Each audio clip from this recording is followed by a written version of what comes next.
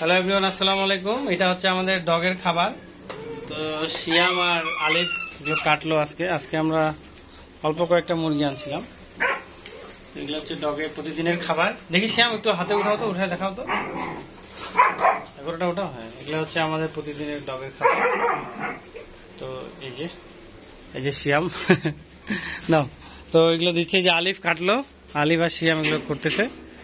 আর আমাদের ডগগুলোকে আমরা খেতে দিব। তো আমাদের রান্না হয়ে গেছে অলরেডি, এটা কিন্তু কালকে খাওয়াবো, যেহেতু আমার একটু বাজার থেকে আসতে লেট হয়ে গেছে। তো আমরা ফ্রিজ আপ করে রেখে দিই। আমাদের দুইটা ফ্রিজ আছে, একটা ডিপ ফ্রিজ আর একটা হচ্ছে নর্মাল ডিপ মিক্সড। তো প্রতিদিন আমাদের প্রায় 10 থেকে 15 কেজি মাংস লাগে, দুই বেলা আর কি, দুই বেলা ডগের জন্য।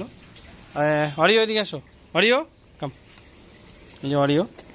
তো এই কিছুদিন আগে শুকিয়ে গিয়েছিল। আপনারা অনেকে বলতেছিলেন যে ডগটা এত শুকনা কেন, খাওয়ায় না। তো এনিওয়ে, কথাটা ওইটা না, কথা হচ্ছে এগুলো হচ্ছে তার বাচ্চাগুলো যখন দুধ খায়, এই যে যেমন এই যে এই কি লাগাইছে আমার সাথে, এরা যখন দুধ খায় তখন তার মায়েদের প্রচুর শরীরের আপনার যে প্রোটিন, সেটা কিন্তু ওই দুধের সাথে হয়তোবা ওই দুধ টানলেই তো শুকিয়ে যাবেই, আপনার বুঝতে পারতেছেন। এই যে এগুলো কিন্তু ওর বাচ্চা, এদের নাম হচ্ছে বিচ্ছু।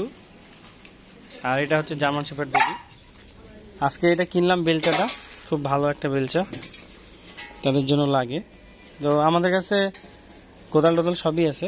আর এখন এই বাচ্চাগুলো দুধ খাচ্ছে বলে এই যে জার্মান শুকিয়ে গিয়েছে। এই যে জার্মান এদিকে আসো, জার্মান কাম, এই জার্মান।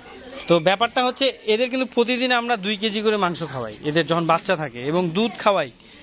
তারপর আপনার বিভিন্ন ধরনের ভিটামিন দেয়া থাকে, অনেক কিছু। কিন্তু তারপরেও তারা একটু শুকিয়ে যাবেই, কারণ দুধ খেলে 8টা-10টা বাচ্চা যখন দুধ টানে তখন কিন্তু অবশ্যই সে শুকাবে, এটা যতই আপনি খাওয়ান।